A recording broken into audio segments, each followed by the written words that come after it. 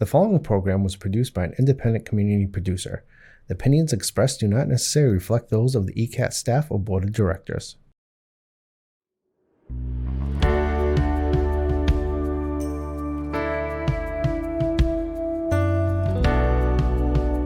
Giving a voice to the voiceless, pulling stories out of the shadows and putting them under the spotlight, making sure that each person is valued and cared for. This is Humanity First with Peter Evers, presented by BAMSI. Hi, everybody, and welcome to another edition of Humanity First. This week is, it's the week after going back to school week, so we thought it would be good to talk about parenting a little bit.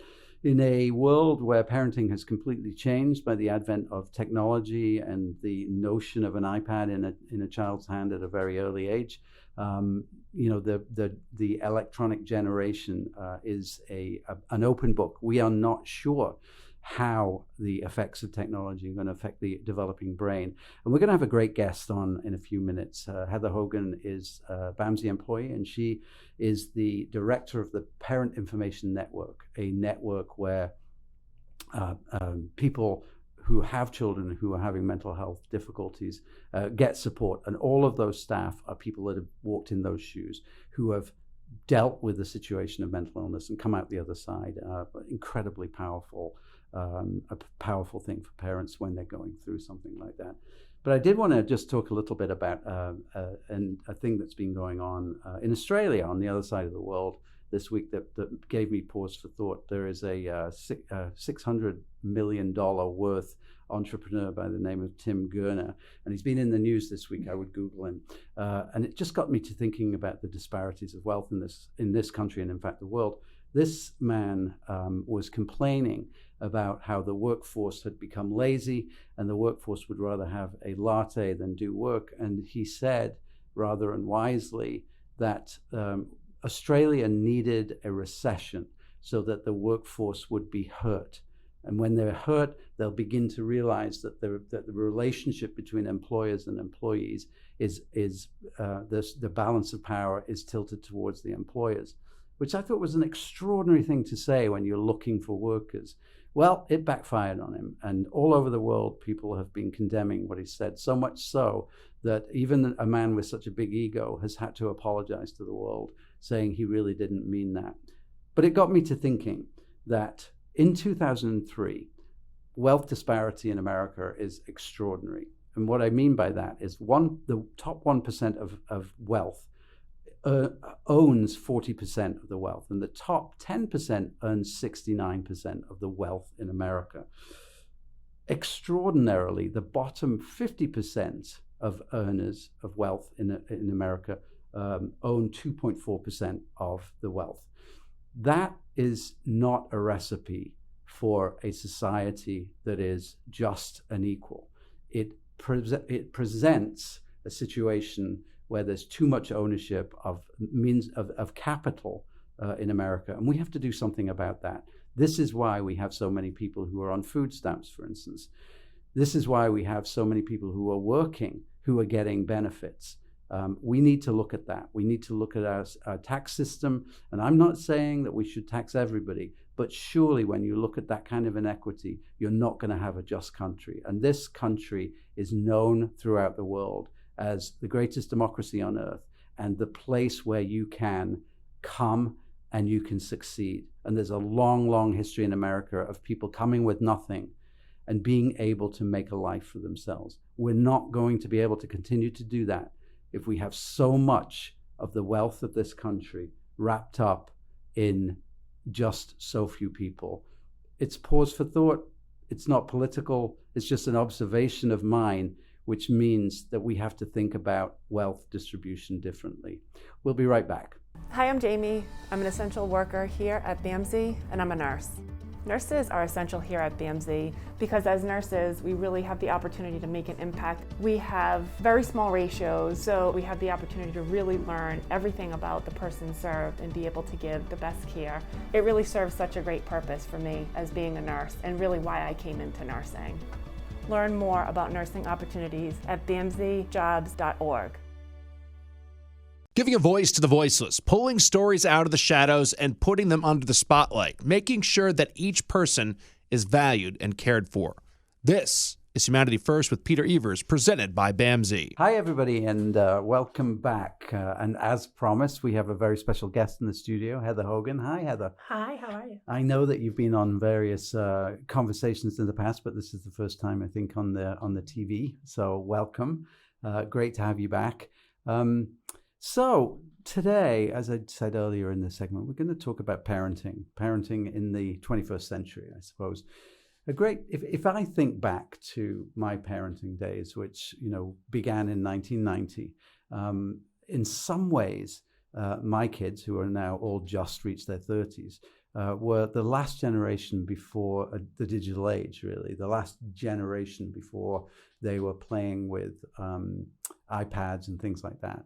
There's so much talk about how the technology is influencing parenting and influencing child development.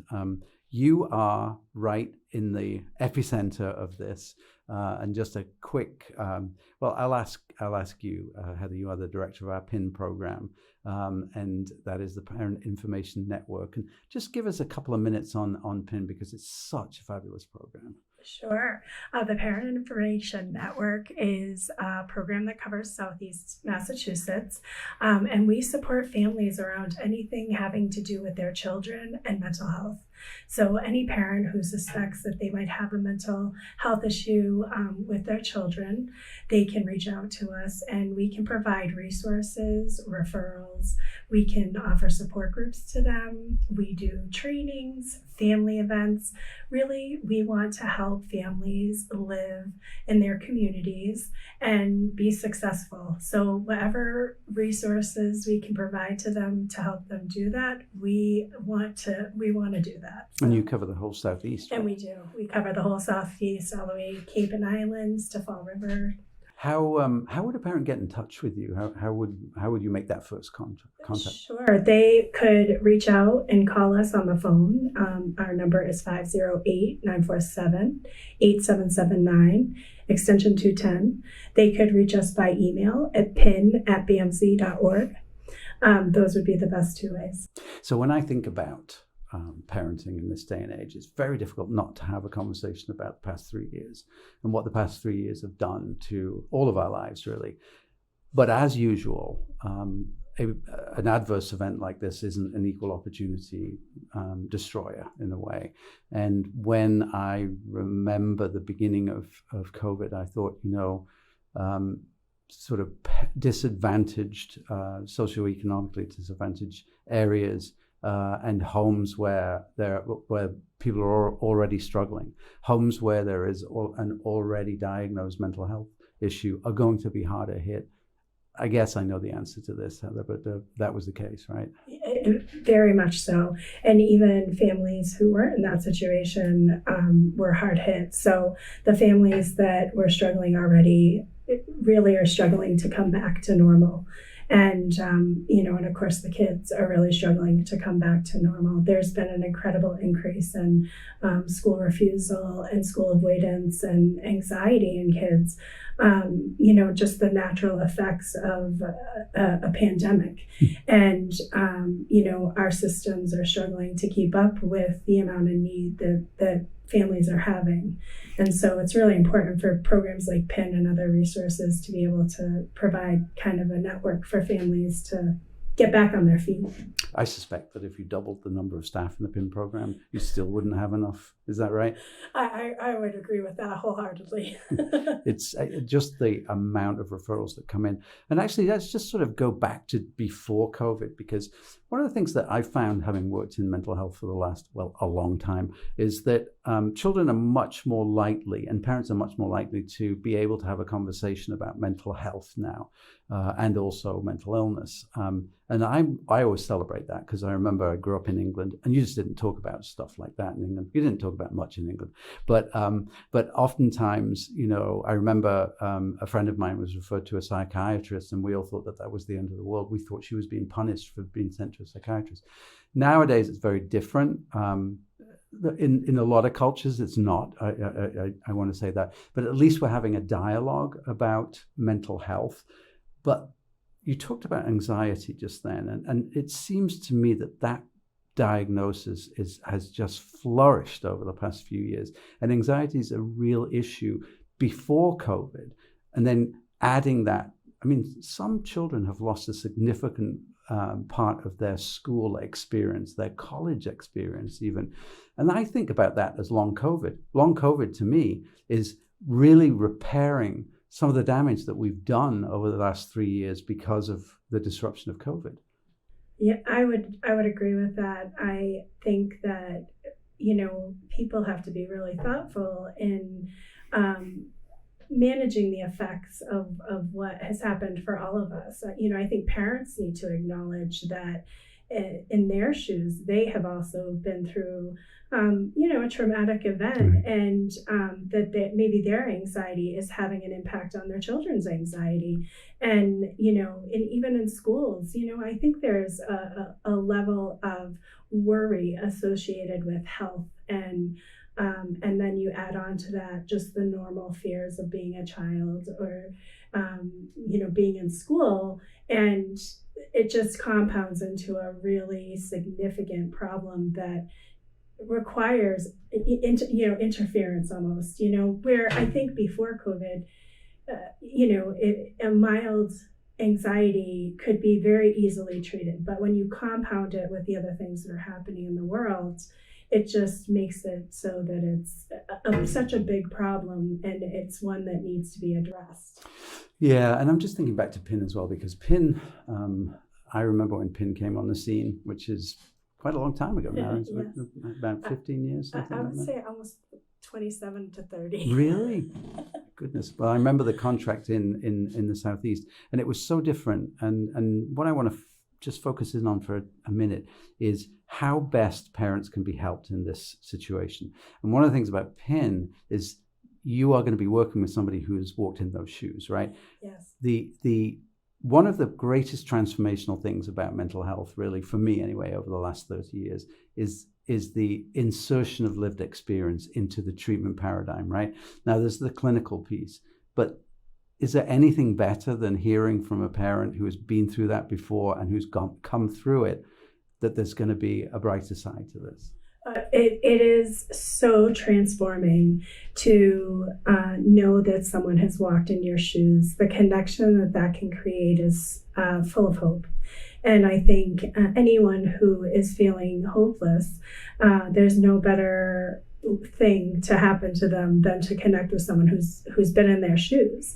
And, being peer parent support specialists, really giving different ideas. I think when you are stuck in the same situation day in and day out, you lose sight of being creative. You don't have that luxury. And when you talk with parents who've been there and maybe have had similar experiences, it really expands your knowledge and it expands your resources so that you can kind of step out of the monotony of what you're experiencing and move towards light, move towards hope. And I think that is something that peers offer, and any, anybody that has a mental health need. I think having peer support is just so important. Yeah, and this is going to be a shameless plug as well for PIN, but we're obviously always looking for staff. And, I believe that folks who have lived experience that work in the field, that's a large part of their recovery, right? This notion of giving back is so empowering to folks. So if there's anybody out there who has struggled with a child who has mental illness, serious emotional disturbance, what would you say to them in terms of being possibly an employee at PIN? Oh, please just give us a call. We love to see other parents who've been through it. And, I think the other thing is helping empower them in training and education, because that is, there's nothing better than hearing someone present an idea to you that has been there before. So I hope they reach out and they are passionate about it and want to be involved in just spreading hope. That's the thing I just always come back to, is it's spreading hope and a hope for the future. Yeah, I mean, one of the things I think about when I think about recovery, when I think about mental illness and the diseases of addiction as well, that recovery is possible for everybody. It is the arc of recovery is different for people, and that arc can be found sometimes in the past experiences of others. And there's one of the greatest things around mental illness and diseases of the mind is isolation, this idea that you're the only one who's going through this. And PIN is a great example of somebody who says, tap you on the shoulder, hey, been through it. You're not alone. There's an army of people who carry that hope with them. And I think that's a wonderful thing about PIN. Yeah, thank you. And the other thing too about PIN is that you can connect in whatever way you're comfortable, online, in person, at a training, at an event, so that it's not, you can baby step your way in. Yeah. So let's talk a little bit about parenting, because, there's so many people who are wondering where that parenting handbook is. I certainly did when my first was born at Mount Auburn Hospital 33 years ago. There are handbooks, but there's not your handbook, right?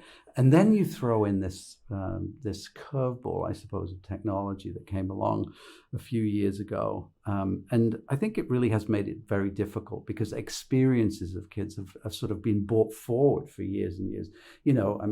One of the things that I worried about a lot was the possibility in the early days of my children being online and being preyed upon, for instance, or the access to pornography, those kind of things. This is parenting in a new world, isn't it? What are some of the things that you've seen that have helped parents? And I guess I'd start by saying, what should parents be looking for? Because there is Winnicott wrote the book about parenting, right, with Good Enough Parenting back in 1966. And if anybody has the chance to read that book, it's a pamphlet just about, it nails it. There is a broad continuum of what's acceptable and what is okay for a kid as long as you bring love and care. But what do you look for in a kid that you feel things aren't quite right? Well, I think that the first thing I would say is parents know their kids best. They are the expert on their child. Yeah. And if a parent feels like something is off, even if they're asking their child and their child says, no, I'm fine, look for different signs of, maybe eating or sleeping patterns or socialization. Mm-hmm. Are they still connecting with their friends outside of home? Are they connecting on the phone or with FaceTime? And then I would say too, grades or the desire to attend school. Those are all things that I would start with. Mm-hmm. And if you notice a change, I would write it down and start kind of seeing what the patterns are. Something really important you said there, right? Because children have personalities from the moment they're born, right? Some of them cry all night, some of them don't, and it's a lottery, right? I always used to say that to my kids slept through, other kids didn't. I said, I'm the lucky one. It wasn't anything that we did. But you might have a quiet kid, right? You might have a rambunctious kid. It's if there's a change in that presenting behavior, which is something to sort of be a little bit aware about, right? Yeah, absolutely. And the other thing is that children get really mad when they find out that parents are sort of, I can't remember the expression they use for it now, but sort of trolling or looking to see what they're doing. And of course, the old analog is looking at somebody's diary, right? Should you do that with online behavior, for instance? I think it is an important part of a child and parent development of their relationship to establish some boundaries before they start participating in social media, online, whatever it is that they're looking at, so that they can develop some boundaries. And at that time, establish with the young person, I'm going to check, and I think that it's important for parents to share with their kids that this is a learning experience. You're using online for the first time in your life. And with that, there are things that you're going to encounter that I can't prepare you for. And if I don't know that they're happening, then I can't support you around it. And it's not so much telling them what they can't do. It's saying, I'm a partner in how you're going to access this. And we can share this journey together. And you keep an open dialogue, and you really allow for mistakes to be made, because kids are human and they're going to make mistakes. Yeah. And I think the more we allow our kids to make mistakes with things, and we show them that we're a support rather than, obviously there's sometimes disciplinary actions that have to happen, but if we allow them to know that we're a support in learning, then it's going to keep the conversation open and make it so that they're willing to come to us with whatever they are dealing with at the time.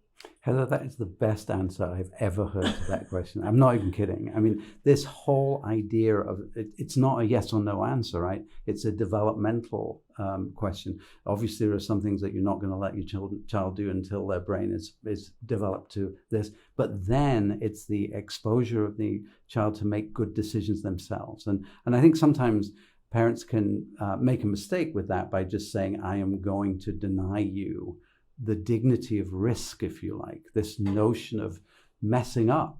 And then say, because I don't know, I've probably learned more from the screw ups that I've had from the successes that I've had. And there's been many more of those, I can tell you. So that, I just love that answer. What it shows is engagement. What it shows is that the parent and the child are walking in lockstep, but have different roles, right? And the parent is not, of course the parent is the friend, but the parent is the parent, right? Yes. Exactly. And I think the other piece too is each child, if you have 3 children, that answer is going to be different for each of those children. Yeah. And that's okay, because every kid comes with their own strengths and their own lessons that need to be learned. And I think that's an important piece to remember too, but keeping that conversation open. Yeah. We should have a conversation about birth order sometime, because I think, honestly, that birth order is probably more important than anything else. I would agree. And I'm a middle child, the only male in a female household with a father at sea. So, I don't know. Draw your own conclusion. That would be a great conversation. Yeah, let's do that again next time we talk. So, Heather, thank you so much for coming. And it's been, I really know that people are going to get some really good tips from that. So thanks a lot. Thank you for having me. Thanks, everybody. See you next time.